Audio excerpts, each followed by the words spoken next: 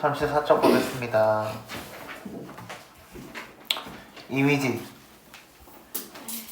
이미지란 시를 읽을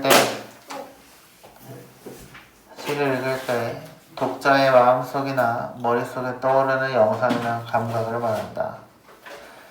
시인은 시적 대상이나 상황을 좀 더 구체적으로 그려내기 위해 거기에 밑줄 구체적으로 그려내기 위해 이미지를 활용한다. 그러니까 이런 거죠. 밥이 있다는 그냥 밥만 생각나는 거고 흰 밥이 있다는 하얀 밥을 떠올리게 만드는 거고 이해됐나요? 그래서 구체적이란 말은 이런 표현 때문입니다. 이미지의 종류, 감각적 이미지 어떤 시어나 시구가 시각, 청각, 촉각, 후각, 미각 등과 관련된 이미지를 불러일으킬 때 이를 감각적 이미지라고 이야기한다. 그래서 이 감각적 이미지는 가로 열고 오감이라고 적어주세요. 오감. 어디에다 오감이야? 감각적 이미지 옆에다가 그 콩콩 되지 않았으면 좋겠어. 감각적 이미지 어디 있어요? 저 샤프심에 넣어요. 투 옆에 2번에 아 여기 있구나. 거기 오감이라고 적어주시면 되겠습니다. 감각적 이미지는 시각적, 청각적, 촉각적, 후각적, 미각적 이미지를 모두 아우르는 개념이다. 그래서 시각적 이미지는 그냥 색깔, 모양, 명암, 움직임 이런 것들에 대한 이야기다 라고 보시면 되겠고요. 청각적 이미지는 소리에 대한 이야기, 촉각은 온도나 질감, 까끌까끌하다, 부드럽다 이런 표현, 냄새와 향기는 뭐 꽃순내 이런 것들에 대한 이야기, 맛은 진짜로 느끼는 것에 대한 이야기입니다. 근데 이제 이 봐보자. 예를 들어서 바람 있죠, 바람. 바람은 무슨 이미지일까? 바람. 너네는 바람을 뭘로 느끼지? 촉각 그죠? 그치? 피부로 바람이 불었구나를 느낄 수 있죠. 그래서 바람이라는 단어는 촉각적 이미지에 해당한다 라고 보시면 되겠습니다. 이해됐나요? 그리고 예를 들어서 맛을 느끼기 위해서 씹는 행동도 미각에 들어가는 거죠. 예를 들어서 고추를 씹었다. 매운 고추를 씹었다. 그럼 고추를 씹었으니까 고추의 맛이 느껴지겠지. 그치? 이런 행동도 미각적인 행동이다 라고 보시면 되겠습니다. 그래서 꼭 시에서 뭐 느껴졌다, 맛있다 이렇게 표현하는 것 뿐만이 아니라 그런 감각을 떠올리게 만드는 것까지 다 감각적 이미지에 해당한다 라고 보시면 되겠어요. 이해됐나요? 다음 거 보겠습니다. 시각적 이미지입니다. 색깔, 모양, 명암, 움직임 등 눈으로 느낄 수 있는 이미지이다. 내용 볼까요? 아무도 그에게 수심을 일러준 일이 없기에 수심의 체크. 여기서의 수심은 물의 깊이입니다. 물의 깊이. 원래 이제 수심은 다른 표현도 있어요. 수심 두 번째 뜻은 걱정거리에 대한 이야기도 있습니다. 근데 여기서는 물에 대한 이야기예요. 그래서 물의 깊이입니다. 일러준 일이 없기에 흰 남이든 흰의 체크. 이게 바로 뭐야? 색깔이지? 그래서 시각적 이미지가 드러난다 라고 보겠습니다. 도무지 바다가 무섭지 않다. 바다가 무슨 색? 파란색. 그래서 얘도 시각이다 라고 표현을 할 수 있는 거죠. 이해됐나요? 자, 그러면 흰색과 파란색을 동시에 드러냈지? 그치? 그러면 어떻게 했어? 나비가 더 돋보이겠죠? 그래서 얘는 뭐가 쓰였다? 색채 대비가 쓰였다 라고 보시면 되겠습니다. 두 개 묶어놓고 흰나비와 바다를 묶어서 색채 대비라고 적어주세요. 그 색채 대비는 여러 번 말하지만 색채 대비라는 단어 자체는 서로 반대되는 색깔이 아니에요. 하나를 돋보이게 만들어주기 위해서 서로 다른 색을 사용했다 이걸로만 이해하시면 된다고 했어요. 기억나죠? 네, 그렇게 보시면 되겠습니다. 바다가 무섭지 않다. 그러면 바다가 안 무서워. 왜? 아무도 물의 깊이를 알려주지 않았기 때문인 거죠. 청무밭인가 해서 나비가 어때요? 바다를 보고 청색, 푸른색의 무밭인가? 내가 앉아서 놀 땐가? 라고 생각을 하고 내려갔다가는 어린 날개가 물결에 절어서 그래서 내려가 봤더니 바다였다라는 이야기. 공주처럼 지급법이 쓰였고요. 지쳐서 돌아왔다라고 이야기를 하고 있습니다. 이해됐나요? 그래서 나비가 바닷물에 앉으려고 했다가 실패한 장면을 공주가 지쳤다라는 표현을 하고 있습니다. 이해됐나요? 오케이. 청각적 이미지 보겠습니다. 말소리, 개울물 소리 등 귀로 느낄 수 있는 이미지이다. 그래서 뭘 활용하면? 음성 상징어를 활용하면 음성 상징어. 방금 밖에서 까마귀가 까까까 물었죠? 이것들이 다 뭐예요? 의성어, 음성 상징어에 대한 이야기입니다. 엄마 걱정 보겠습니다. 우리 이제 이 시는 좀 익숙하지? 이제 벌써 한 4-5번째 보고 있다. 엄마 안 오시네. 배추잎 같은 지급법이고요. 소리가 타박타박에 밑줄 쳐주시면 되죠. 이 타박타박이 바로 뭐였다? 음성 상징어에 대한 이야기다. 안 들리네. 어둡고 무서워에 체크하고 뭐라고 쓰겠어? 당연히 정서라고 적어주시면 되겠어요. 근간 창틈으로 고요한 빗소리 청각에 대한 이야기고요.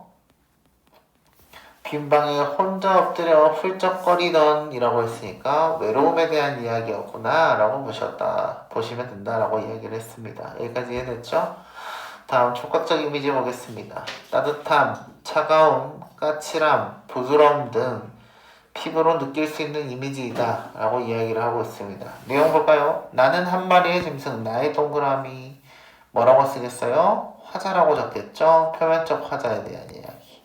한 마리의 어린 짐승이라고 되어 있습니다. 그러면 나의 A라고 영어로 A 쓰고 어린 짐승의 밑줄 B라고 써보자. 뭐에 대한 이야기? A는 B. A는 B는 무슨 법이었나요? 은유법이었죠? 은유법이라고 적어주세요. 의류법이요? 은유법.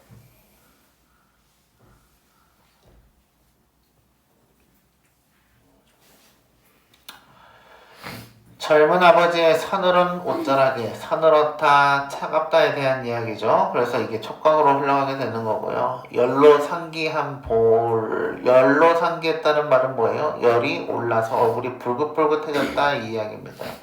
그래서 아빠의 서늘한 옷자락과 열로 상기한 화자의 볼따구 서로 반대되는 감각이죠. 뜨거움과 차가움. 그렇기 때문에 뭐죠? 여기서 뭐가 쓰였다? 촉각 대비가 쓰였다 라고 보시면 되겠습니다. 촉각 대비라고 적어주세요. 촉각 대비. 볼을 말없이 후비는 것이었다 라고 되어 있죠. 그래서 아빠의 사랑에 대한 이야기 이렇게 보시면 되고, 다음 후각적 이미지 보겠습니다. 냄새, 향기 등 코로 느낄 수 있는 이미지이다. 백석의 여운한 걸 좀 보겠습니다. 방 안에서는 새 옷에 내음새가 나고, 내음새라는 거는 냄새를 다른 말로 이야기를 하는 겁니다. 또 인절미, 송구떡, 콩가루 찰떡 내음새도 나고, 끼떼의 두부와 콩나물 볶은 잔디와 고사리와 돼지비계는 모두 선득선득하니 차가운 것들이다. 이 선득선득하다라는 표현 자체는 원래 이렇게 또 너네 선지 먹어봤냐? 안 먹어봤냐? 돼지 피 같은 느낌이거든. 아, 그러면 삼겹살은 먹어봤나? 네. 아, 그래. 미안하다. 삼겹살 먹어봤지. 당연히 먹어봤겠지. 미친 소리 했네. 혹시 푸딩 같은 거 먹어본 적 있지? 푸딩도. 그것도 어때? 이렇게 통 치면 막 이렇게 흔들리지. 돼지비계도 톡 치면 톡톡톡 흔들리겠지. 그래서 선득선득하려는 그런 표현입니다. 차가운 것들이다 라고 했으니까 여기서의 차갑다는 촉각이다 라고 보시면 되겠네요. 이해됐나요? 그래서 후각과 촉각이 같이 쓰였습니다 라고 보시면 되겠어요. 미각적 이미지 보겠습니다. 단맛, 짠맛, 쓴맛 등 혀로 느낄 수 있는 이미지이다. 아주 천천히 물수건으로 눈동자에서 난 땀을 씻어냈습니다. 눈동자에서 난 땀이니까 뭐에 대한 이야기? 눈물에 대한 이야기. 그러면서 속으로 중얼거렸습니다. 눈물을 왜 짠가? 짜다라고 이야기를 했죠? 그래서 왜 이렇게 짜지? 라고 생각을 하고 있다는 이야기입니다. 이해됐죠? 네, 그렇게 보시면 되고 35쪽에 오른쪽 위에 한번 보세요. 시각적 이미지와 관련된 개념 보이나요? 오른쪽 위에 보이지? 짚고 가요. 거기 한번 보겠습니다. 자, 색채대면은 시에서 둘 이상의 색깔을 뚜렷하게 드러내요. 의미를 강조한다. 그래서 아까 흰나비하고 바다가 색채대비가 쓰였다라고 설명을 했었고요. 명암의 대비는 마찬가지 밝고 어둠에 대한 이야기입니다. 밝고 어둠의 이미지를 대립시켜 시적 의미를 강조시킨다라고 되어 있고요. 회화성의 별표. 이 회화라는 단어는요. 보통은 이제 너네가 회화가 뭐예요? 라고 보면 영어 회화요? 이 지랄 하는데 영어 회화는 서로 이야기를 하는 거에 대한 이야기고요. 나중에 이제 뭐 미술이나 이런 쪽으로 좀 진로를 정해가지고 음악, 뭐 미술 공부하는 친구들이 있으면 그때 이제 좀 더 많이 들을 거예요. 이 회화라는 것은 기본적으로 그림에 대한 이야기입니다. 묘사에 대한 이야기예요. 그래서 회화적이다 라는 표현이 나오면 아, 그림 그리는 것처럼 묘사를 했나? 라고 보시면 됩니다. 그래서 회화성이란 것도 마찬가지로 그림 그리듯 표현하는 것이다 라고 보시면 되겠고요. 색채어와 색채 이미지 이렇게 있습니다. 색채어는 말 그대로 색깔을 나타내는 단어예요. 이해됐나요? 푸른색, 흰색 이런 것들이 이야기고요. 색채 이미지는 색깔을 떠올릴 수 있는 이미지를 가진 소재에 대한 이야기예요. 이해됐나요? 그러니까 색채어는 말 그대로 뭐다? 하얗다, 빨갛다, 노랗다 이렇게 색깔을 대놓고 이야기하는 거라고요. 색채 이미지는 그런 색깔을 가지고 있는 게 뭔가요에 대한 이야기야. 그래서 색채 이미지는 흔히 피 하면 무슨 색? 붉은색. 쉬워 또 푸른색 하면 스머프 색이죠. 그래서 붉은색. 그리고 눈 하면 흰색. 그리고 뭐 단풍 하면 붉은색. 바다 하면 푸른색. 산 하면 초록색 이렇게 나오는 것들이 다 색채 이미지다 라고 보시면 되겠습니다. 이해됐나요? 예. 다음 장. 공감각적 이미지와 복합적 이미지입니다. 이제 여기서부터 좀 중요하죠. 앞에서는 뭐 배웠어요? 단순하게 감각을 하나만 배웠습니다. 이해됐나요? 근데 공감각과 복합 이미지는 이제 감각이 두 개가 나오는 거야. 두 개가. 볼까? 공감각적 이미지, 감각의 전이. 전이라는 것은 암이 전이되었다 들어봤나요? 안 들어봤나요? 뭐 들어봤을 수도 있고 안 들어봤을 수도 있어요. 원래 이 전이라는 것은 옮아갔다에 대한 이야기예요. 옮겨갔다. 이해됐죠? 그래서 대상을 인식하기 위한 감각을 다른 종류의 감각으로 전이하여 표현하는 방법, 이미지이다.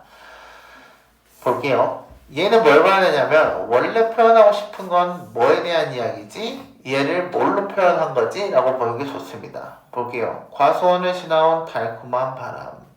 달콤한 바람 봐봐. 원래는 바람을 설명하고 싶을까? 달콤한 걸 설명하고 싶을까? 원래 설명하고 싶은 게 이야기하고 싶은 게 바람이겠지.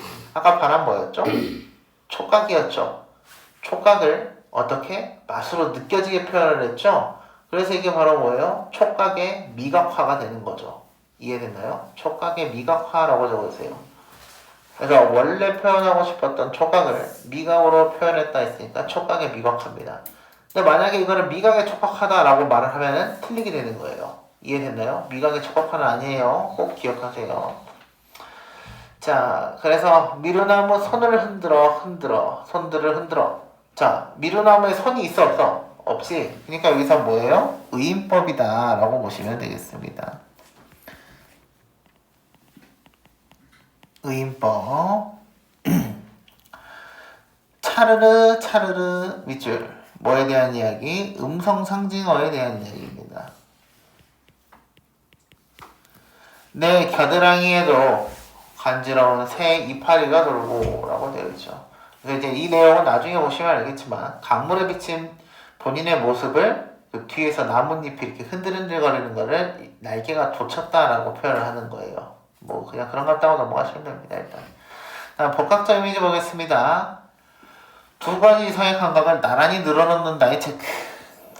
자, 그러면 공감각적 이미지와 복합감각 이미지는 뭔 차이가 있나요? 공감각적 이미지는요, 하나의 감각을 다른 감각으로 표현을 한 거야.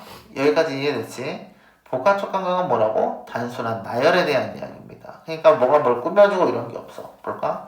집집마다 누룩을 디디는 소리, 누룩이 뜨는 내음새. 원래 뭐예요? 청각과 후각이 같이 쓰였죠. 근데 서로 이렇게 저 냄새하고 소리하고 서로 막 이어져 있나? 그런 건 아니지. 그렇기 때문에 이런 건 복합감각입니다. 이해됐죠? 공감각적 이미지와 복합적 이미지를 어떻게 구분하나요? 공감각적 이미지는 감각의 전이가 일어나는 반면 복합적 감각의 이미지는 전이가 일어나지 않는다의 체크. 전이가 일어나지 않는다. 점에서 차이가 있어. 그래서 공감각적 이미지는 두 개의 이미지를 분리하기 어렵지만 볼까요? 어둠 속에서 들으니 벌레 소리들이 환하다 라고 되어 있죠. 자, 그럼 뭔 말이야? 벌레 소리가 환하다라고 했지. 거기에 체크. 벌레 소리가 환하다의 체크. 벌레 소리가 환하다. 너네 어때? 이건 뭘 말하고 싶은 건가? 환하다를 말하는 걸까? 소리를 이야기하고 싶은 걸까? 원래 표현하고 싶은 거.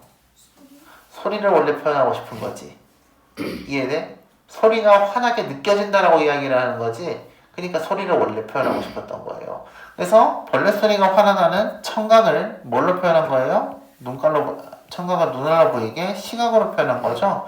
그래서 청각의 시각화다라고 이야기를 할 수 있는 거죠. 이해됐나요? 청각의 시각화. 이해됐죠? 네. 복합감각은 분리할 수 있지. 어둠 속에 벌레 오는 소리. 그치? 또 다른 구별 방법은 실제로 말이 되는 거야. 눈에 보이지 않는 벌레 소리가 어떻게 환할 수 있겠어? 하지만 어둠 속에 벌레 오는 소리는 시각적 이미지와 청각적 이미지가 함께 나타날 뿐 딱히 말이 안 되는 건 아니지. 어렵지 않지? 어렵지 않냐? 좀 어렵지? 나중에 이건 더 많이 보겠습니다. 다음 거부터 보겠습니다. 다음부터는요. 이 뒷부분은 조금 쉬워요. 그냥 편한 내용들밖에 없습니다. 그래서 그걸 바탕으로 천천히 보겠습니다. 시적 화자가 시적 대상이나 상황을 긍정적으로 표현하느냐 부정적으로 표현하느냐에 따라 그 시어나 시구에서 느껴지는 이미지는 달라진다. 긍정적 이미지는 긍정적이라고 적어주시고요. 시어나 시구에 좋음, 밝음, 희망, 수용 등과 같은 긍정적 이미지가 담길 때 형성되고 부정적 이미지는 어두움, 싫음, 절망, 거부 등과 같은 부정적 의미가 담길 때 형성된다. 너무 당연한 소리죠? 그냥 이대로 보시면 됩니다. 아니볼까요? 우리가 눈발이라면 우리의 체크, 화자라고 적어주시고요. 눈발의 체크. 자, 이게 바로 뭐예요? 시각입니다. 왜? 눈발은 흰색에 대한 이야기고 눈발이 날리는 것에 대한 이야기이기 때문이죠. 이라면 면의 밑줄. 진짜 일어났어? 이런 일이? 안 일어났지. 뭐에 대한 이야기? 가정법에 대한 이야기. 허공에서 쭈삣쭈삣 흩날리는 진눈깨비는 되지 말자. 말자의 체크. 뭐뭐 하자, 뭐뭐 하지 말자. 뭐에 대한 이야기예요?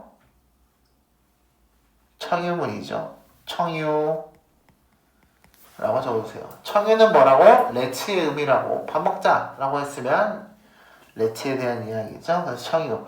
근데 진눈깨비가 되지 말자고 했으니까 진눈깨비는 좋은 거 나쁜 거? 나쁜 거라고 보시면 되겠습니다. 세상이 바람 불고 춥고 어둡다고 해도 바람 불고 춥고 싹 다 뭐에 대한 이야기예요? 촉각에 대한 이야기죠. 촉각 써주고요.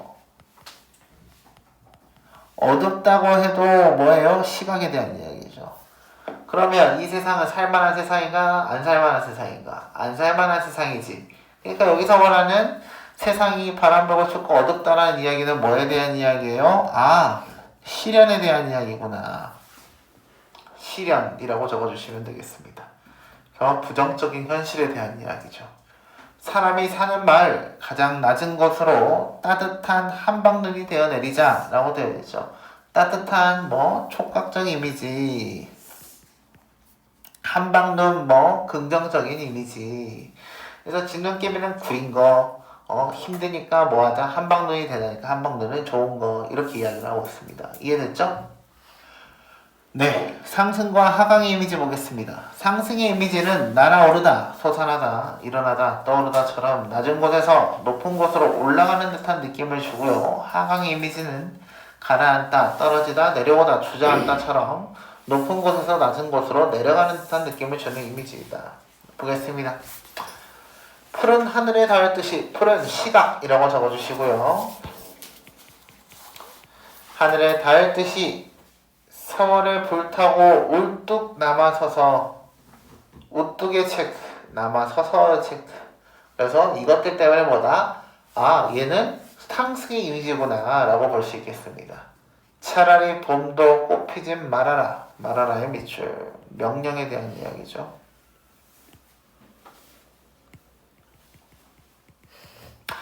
검은 그림자가 시각에 대한 이야기. 쓸쓸하면 가정법에 대한 이야기.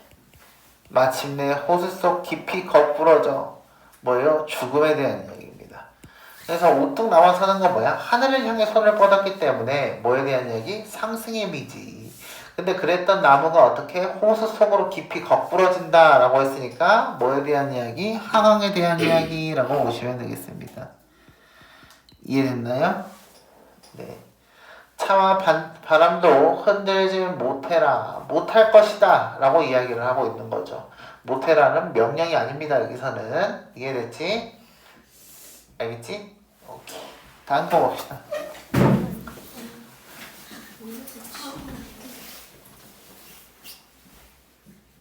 쟤 어디 가냐? 몰라요. 컬러 있지 않을까요?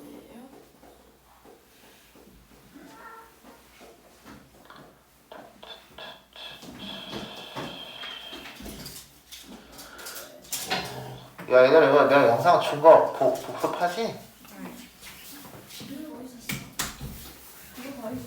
진짜 보는 거지? 어. 아, 민호는 보는 거 같아. 물어볼 때마다 아는 게 나오거든. 근데 영상 보는 거, 근데 운용법 슈가 또 몰랐어? 근데 그거는 배운 적이 없는데요? 배운 적 많은데? 얘가 없을 때. 아 얘는 있어. 아니야. 작품 설명할 때 운용법 존내 설명하는데. 내가 아는데 어떻게 너가 몰라? 그니까. 아 의인법은 아는데. 운용법. 그건 다 아는데 어떻게 너가 몰라? 네가 좀 멍청한 거야. 다시. 야, 꼼꼼히 봐, 꼼꼼히. 알겠지? 꼼꼼히. 천천히 봐. 천천히 봐야 돼. 배속 막 1.5배 해가지고. 와. 두 배로 버리지. 1.2. 배속 안 된다고요? 배속하지 말고 봐. 잘때 틀어? 배속하면 그 40이랑 51 하면 되는데. 쌤 목소리가 졸려요. 아니, 그거 잘 때 틀어놓을 거면 왜 틀어? 저희 엄마. 그리고 뭐가 좀 근데 빠르면 좀 그 잠이 안 와요. 아, 그치. 그래서 두 배로 됐어요. 엄마, 선생님 목소리 졸린댔어? 네 엄마도 그런 거 방송 쓰고 가는데 엄마가 아. 내 배속하니까 웃기네요. 아, 그래. 천천히 들어, 천천히. 아, 알겠지? 그러니까 첫째 들으면 자면서 들어야 된다니까요. 그 여러 번 자면서 들어. 매일 들어. 아, 또 자장가 틀어야겠다. 그럼 잠은 꿈속에 나올 걸. 꿈속에서 은유법이 뭐야? 막 이렇게 하면 되니까. 알겠죠? 꼭 다시 들으세요. 왜냐면 이거를 알아놓고 중학교 올라가면은 시험이 편해져. 항상 말하지만 중학교 시험은 꿀 빨 수 있다. 이 정도를 미리 알아놓으면. 동적 이미지와 정적 이미지 보겠습니다. 동적 이미지는 동작에 대한 이야기예요. 정적 이미지라는 것은 고요하다, 멈춰있다 이런 이야기입니다. 그래서 동적 이미지는 움직임이 느껴지는 이미지를 말하는데 좀 더 힘차고 활발하게 움직이는 느낌을 줄 때는 역동적 이미지다 라고 되어 있습니다. 이런 거거든요. 역동적 이미지는 뭐냐면 달리다는 뭐야? 움직임이지. 이럴 땐 동적이거든요. 근데 치달리다라는 말 들어봤나요? 치달리다? 안 들어봤나요? 그럼 치달리다는 달리는데 그냥 준내 달리는 거야. 그래서 이건 뭐예요? 역동적인 움직임이다 라고 이야기를 할 때가 있습니다. 반면에 동적 이미지는 움직임을 통해 뭘 의미하지? 움직임을 통해 생동감이나 생명력, 격렬함 등을 드러낼 때 주로 나타난다. 반면에 정적 이미지는 고요하고 움직임이 느껴지지 않는 이미지를 말한다. 정적 이미지는 주로 고즈넉한 풍경을 묘사하는 시나 관조적 어조가 드러나는 시에 나타난다. 관조의 체크. 관조라는 건 뭐예요? 그냥 관찰하는 거예요. 관조는 관찰하는 거고 조는 바라볼 조자 이렇게 해가지고 관찰하면서 바라보는 겁니다. 근데 이 관조의 특징은 뭐냐면 디테일하게 보진 않아. 그러니까 예를 들어 이런 거지. 예를 들어서 보기만 하고 그거에 대한 감상은 없는 거야. 예를 들어서 내가 딱 이거 이 텀블러 흰색을 딱 봤어. 보고 나서 하얀 텀블러를 보았다. 나는 시커먼데 이런 생각을 할 수 있잖아. 그치? 근데 그런 생각을 하지 않고 그냥 흰색 텀블러가 있고요. 그 옆에는 핸드폰이 있고요. 그 앞에는 아이패드가 있어요. 이렇게 설명하는 게 관조적 태도예요. 이해됐나요? 정서가 잘 없습니다. 박몽월의 청로를 봅시다. 이 박몽월 씨는요, 기본적으로 자연을 노래한 시가 많습니다. 볼게요. 먼 밑줄. 너네는 먼이라고 하나, 먼이라고 하나. 먼이라고 하죠. 그래서 시적 허용, 시에서만 사용하는 효과다라고 보시면 되겠습니다. 먼 산 청운사, 낡은 기와집, 산은 자하산, 봄눈이 녹으면 이라고 되어 있네. 어때? 나열해놨지, 열거해놨지. 뭐를? 눈깔에 보이는 걸 싹 다 열거한 거죠. 느릅나무 속잎 피어가는 12구비를 청너루의 맑은 눈에 도는 구름이라고 되어 있죠. 그래서 뭐예요? 청너루도 있고 구름도 있다 라고 되어 있습니다. 근데 어디에? 노루 눈가래. 거길 잘 봐. 맨 마지막. 청너루의 맑은 눈에 도는 구름. 구름이 어디 있대? 노루의 눈가래. 오케이? 그럼 너네가 생각할 때 봐봐. 멀리서 보면은 노루의 눈가래에 있는 구름이 보이나 가까이 다가가야 노루의 눈가래에 있는 구름이 보이나? 가까이 가야 되지? 이게 바로 뭐예요? 원경에서 근경으로 이동했다라고 보시면 됩니다. 원경. 청노루가요. 동물이죠. 노루.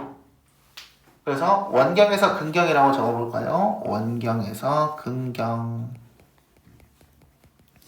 여기서의 원경은 원이 멀 원자입니다. 멀리 있는 경치를 바라보다가 근경이에요. 네, 근경이 가까이에 있는 경치를 바라보았다 이런 의미가 되는 거고요. 아까 말했던 것처럼 산을 보고 기와집을 보고 산을 보고 절을 봤는데 이때는 멀리 있는 것들을 그냥 이렇게 본 거거든요. 근데 구름을 봤는데 그 구름이 노루의 눈가에 있으니까 화자가 노루한테 가까이 가서 봐야 되는 거야. 그래서 원경에서 근경이다라고 이야기를 하는 거죠. 이해됐나요? 이미지의 기능, 대상과 의미의 구체적 표현, 이미지를 활용하면 시적 대상이나 시적 상황, 시의 의미를 생생하고 구체적으로 표현할 수 있다. 봄은 고양이로다 봅시다. 꽃가루와 같이 지급법, 부드러운 고양이의 털에 고운 봄의 향기가 어리우도다. 향기니까 호각이죠. 금방울과 같이 호동그란 고양이의 눈가리에, 호동그라는 동그랗다의 이야기죠. 미친 봄의 불길이 흐르는도다. 봐봐. 만약에 봄의 불길이 흐르는도다 라고 했으면 뭐였어? 그냥 단순하게 동적 이미지였을 거야. 근데 미쳐버린 봄의 불길이니까 뭐예요? 더 뭔가 확 하고 타오르는 느낌이죠. 그렇기 때문에 역동적이다 라고 이야기를 하는 거죠. 이해됐나요?